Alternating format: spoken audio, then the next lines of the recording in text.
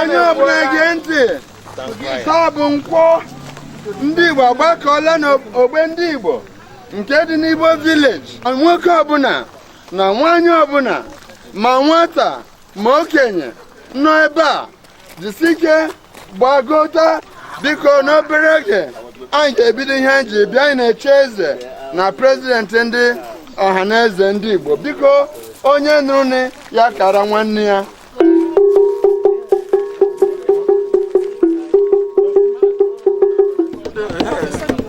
I like this thing. Sets the mood. Yeah. I need to put my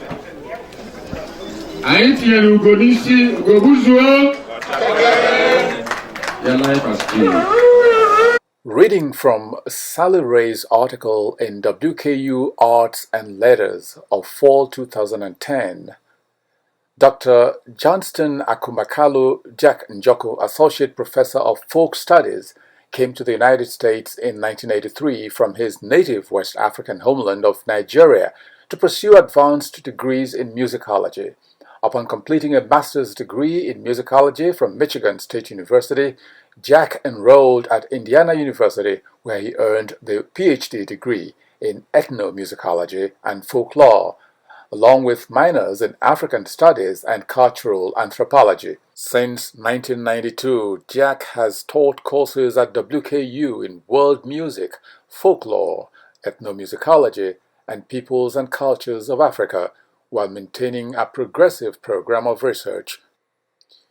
Dr. Akumakalo Njoku, or Ticha, as he prefers to be called, has been a pillar of support and fountain of knowledge to the Nigerian community in the United States in general and the Igbo community in particular, and he was recognized as such at a ceremony this last summer at the Igbo Village, Frontier Culture Museum, Stanton, Virginia.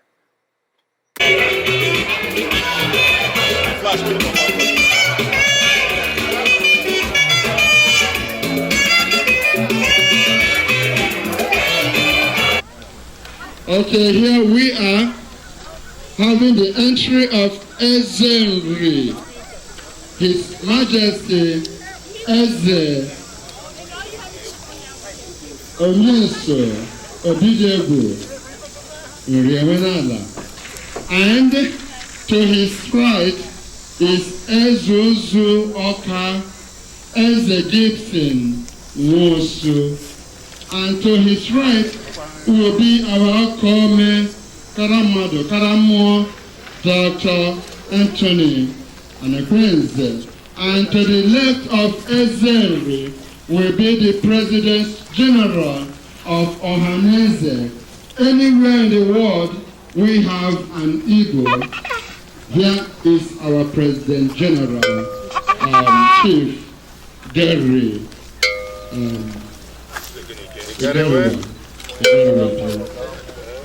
Chief Gary, the President General of Ohaneze Bulu. So now please keep standing as they walk towards Ogo, Amandigo, or Abidigo. You respond Igwe.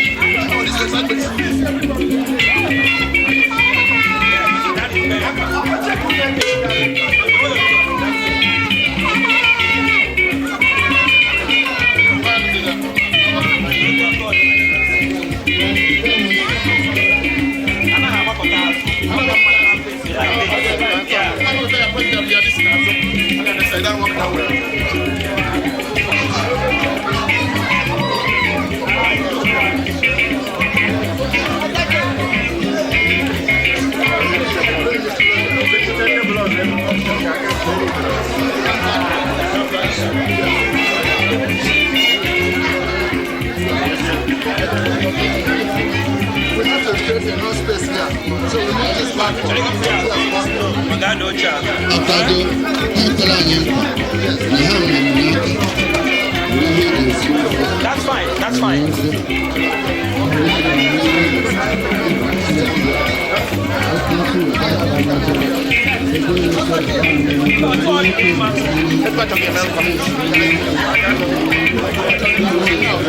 No, they can't. Everybody, okay.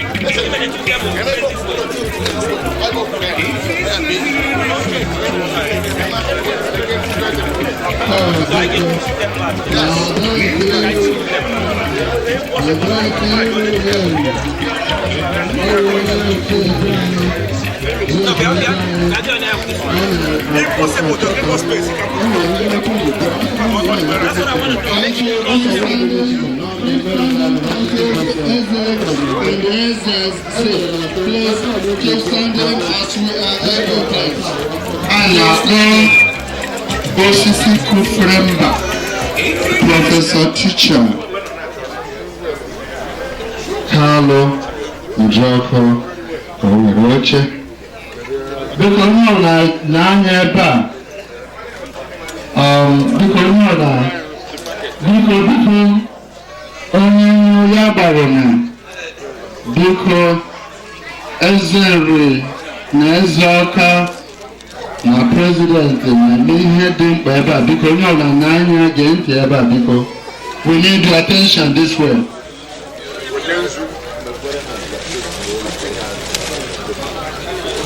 Okay, for those of us who are Igbo language challenged, we'll be mixing things up today. We have Professor Ticha JAK Njoku sitting. The Igbo communities everywhere in the universe, here at the Igbo village, would want to recognize and appreciate what he has done. Ticha JAK has done so much, not only as a professor, but as a community leader of Igbo. This is his life. He has given of himself to us wherever the Igbo lives. We are enjoying Igbo village today, not necessarily because the government of Virginia State thought they should do it. We are lucky that they found a willing spirit to guide them, to take them and say, yes, we can do it. So in recognition of what Professor Njoku has done for Igbo community, we feel that more than any other person living today, he deserves to be appreciated and thanked by Igbo community. So I will hand over the microphone to the presiding cabinet. I will hand over this microphone to Honoree.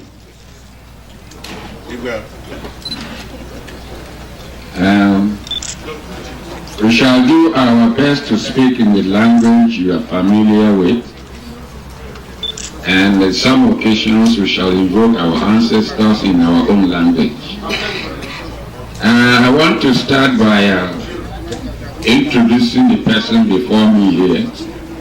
You have heard some of the citation, though not all. I think it's very, very much approached because of the occasion, who knows. But I happened to receive your citation.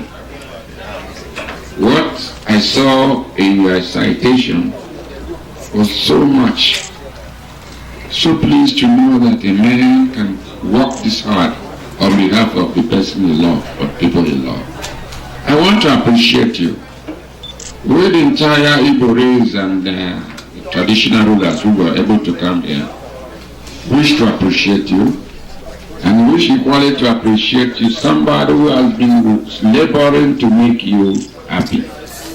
There is a saying where it says, Wherever you have a successful man, there is equally a hard-working and patient woman around there.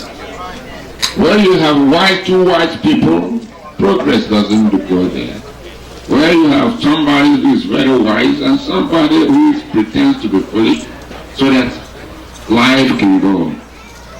I appreciate your family.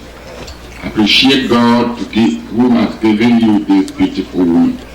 Last time I came, you were troubled with people, with things, challenges here and there on the house. Today you look better. I give this credit to your loving wife and family, who is by your side every time, taking you wherever you want to go. This makes me to believe that marriage is, what does marriage say? Forever and ever.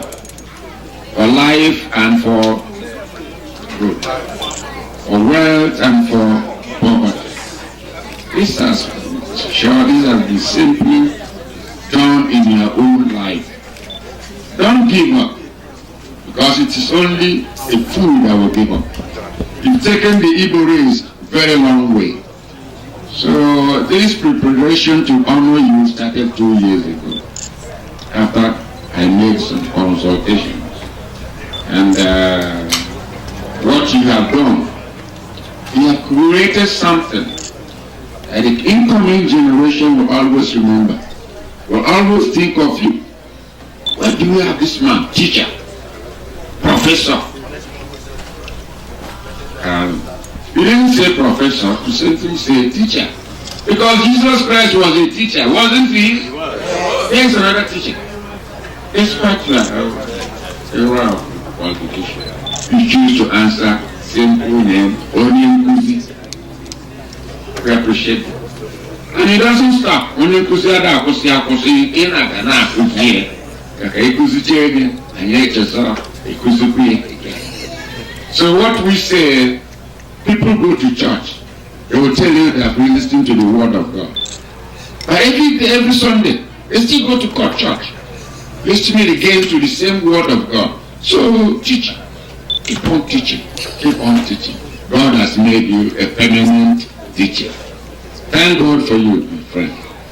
And on behalf of Ezozo, myself, the President General of Commendation, and your big, hustling, hard-working men around you over here. We want to say you are welcome to the fold of traditional chieftaincy entitlement. And we shall start. First, I shall start by introducing this white chalk. Can you bring me your hands? We want your hands, your soul, your mind to be as white as this chalk. We want your behavior, which is normal, which has been white, to adore this white chalk. We want your character to possess the meaning of this white chalk, which we know is purity, and which we all know is a mark of surrender. You surrendered yourself to God, and God will continue to protect you. Thank you for that. Please bring forward your legs. Acham Kangwarugo Kanzu Oyibo Chua Package Abanado Oyibo Machua Goroba Banariba Adelayan Ezozo. Honoree.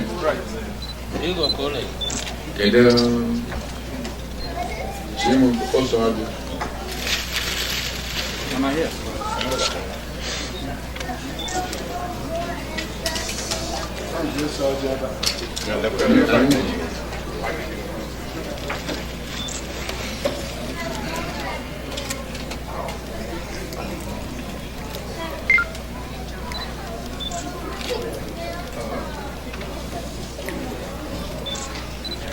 Nke a bụ mkpụrụ ose ọjị.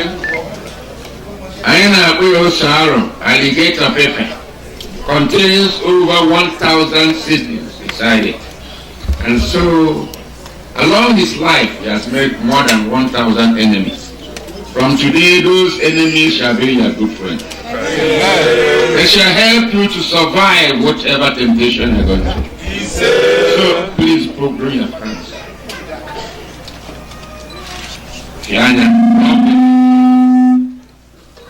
Throw them away.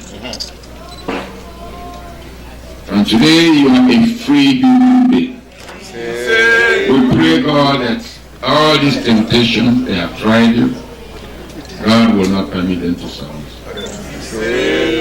See, whatever we're doing here is not any ritual. We are pleasing God, praying God the way we do it in Igbo, representing the traditional Igbo culture. That's what we are doing. Thank you for allowing us to do that too. It's going to be good. It shall be well with you.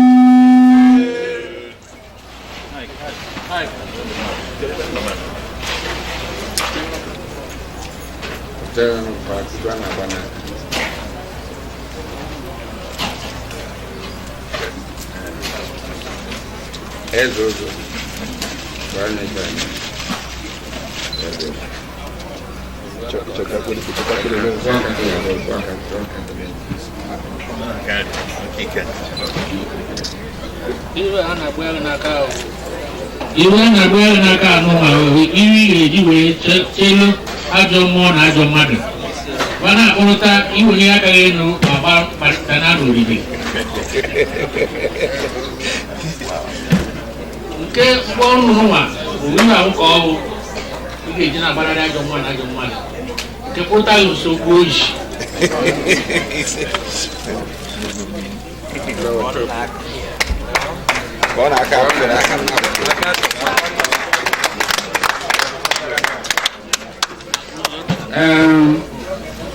Anyị bụ ihe okwu oluturu o kwesịrị ana Igbo hụrụ n'anya ifu ana Igbo n'anya ọ ga-adịrị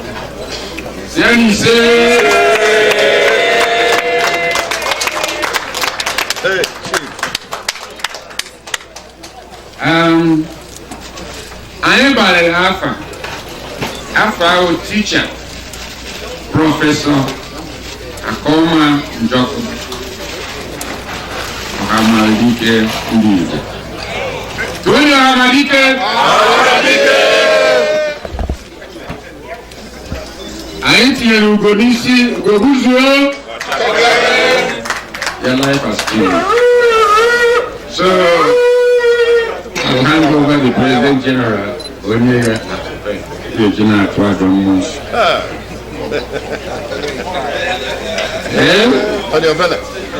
Nwanne ihe ndị Igbo si nne gị iji na-eguzo onye Igbo ọ bụ ihe ịhụnanya mgbe ọ dịghị mfe ọ Igbo nyere iji n'ezie naanị iwu so ọ maka ihe ọmara ka anọ Ndị wekere ụlọ ndị wono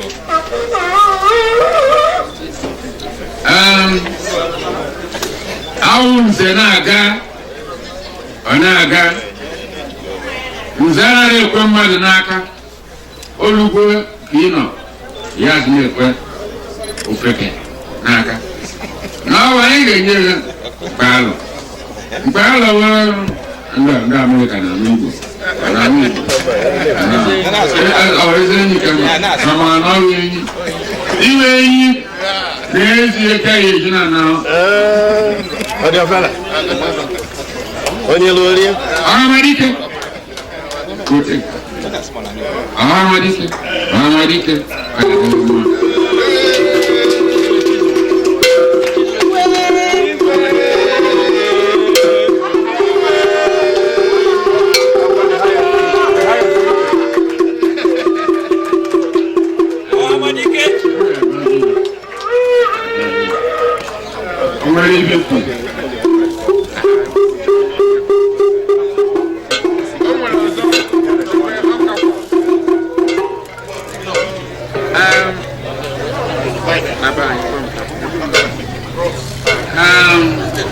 anyị emegoro ịhụ nze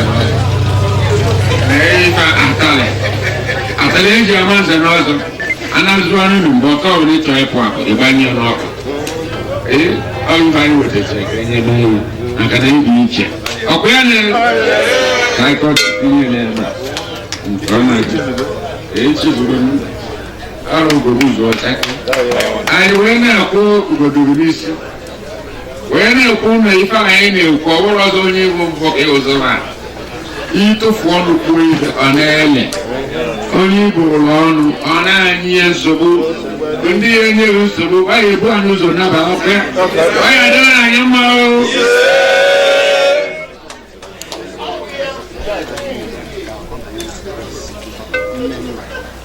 biko nwere etu esi wee kwu na nwoke nọrọ ezigbo nwoke nọrọ ezigbo nwere ndidi anyị fa ha anyị gbara ya bụ nne nna ọ dị na-echekwa ya mgbe ọzọ m na-abịa abaa gị n'otu ịyọ m wee kwado nke gị tata ụfọ ticha ụgbọ niile dị na nwe taa ịbazia n'ụlọ nwere ike imepe n'ihe ọbụla maka na akụkọ ya nwere maka echi n'iwe onye ahụ taa ọkwa ya na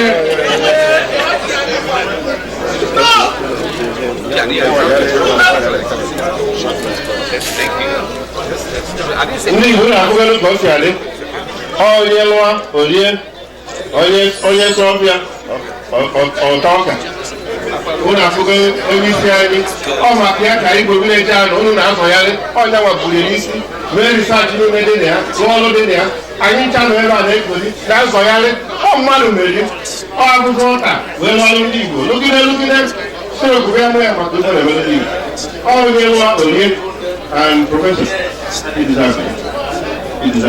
karịa onye Igbo onye ọzọ na ebe niile achọ ka ndị kewere kara arụrụ ama ka ndị Igbo marụ na ihe eme ibe a na-ele anya na-amalite na-emere ndị Igbo daalụrụ ndị eze ọgọzi ejegwu Igbo ọfụma mmanụ ana m asị ihe anyị mere nke a ebe mmadụ o buru isi ana m asị ihe a kwere m si m mee ebe na anyị na-aga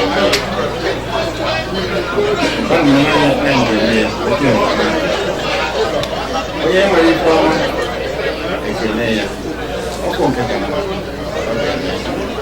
agwa m ekele mma Ndewo Ọhamadike. Thank you very much. Thank you, Ezri. Thank you, Ezozo. Thank you, President General Honoree. Thank you very much.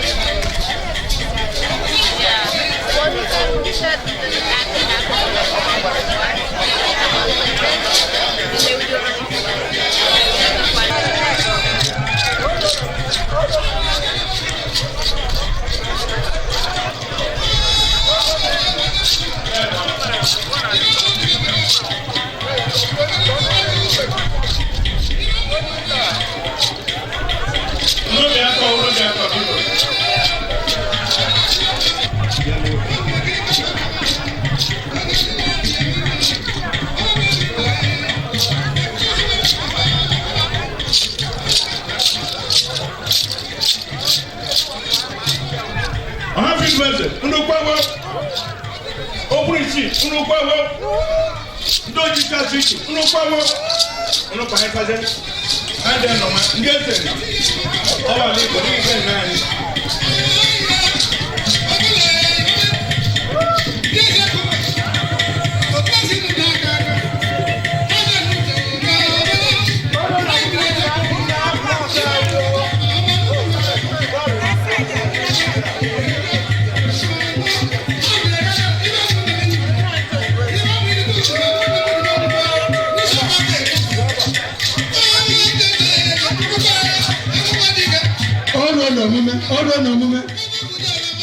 all the war dance of the people.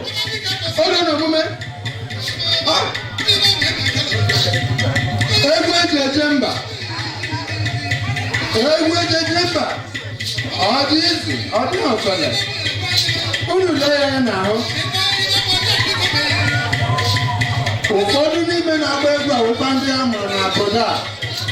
Ọyọ nwaanyị anaghị ebikwa ya aka ahụ. Igwe nwayọ egwu eji eje mba ahụ ya.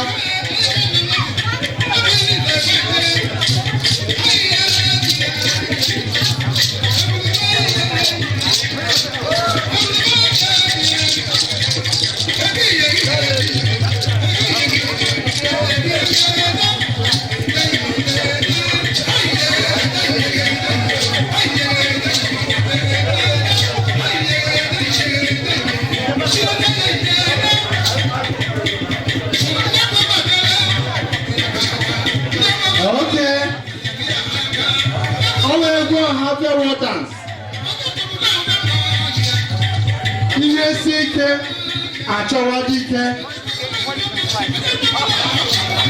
Ahụhụ eji agba egbu mma abụọ ọkụ n'aka. Oh yes.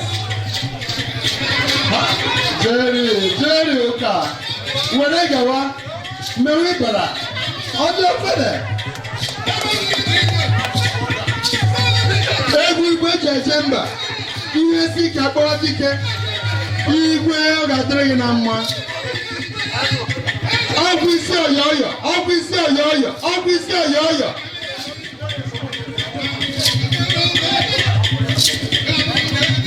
Ọ dị obere. Unu na-ebe mma o. Ọ dịghị obere. Ịgba ya egbe agaghị eru ya. Igbuo ya mma agaghị efu ya arụ.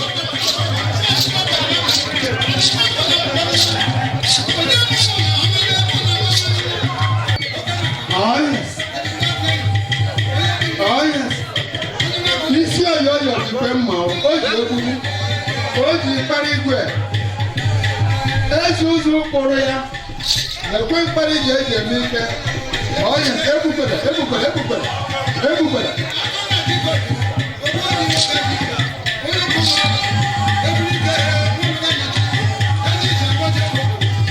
Anụ ihe na-ekpu mma abụọ asụ n'aka.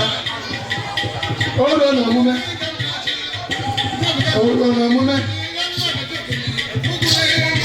Oh yes. Unu lewe n'anya. Oh yes. Akpụ ụkwụ na ha fi agba ọsọ. Ha hụ isi ọyọyọ gba ọsọ. Ọ weta ome. Na nwebara otu nwoke ọbịa nwa. Oh yes.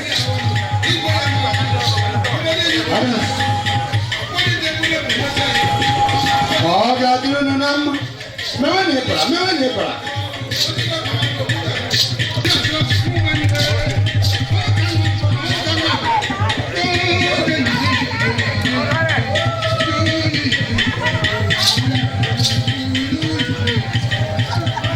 Ọ ga-adịrị unu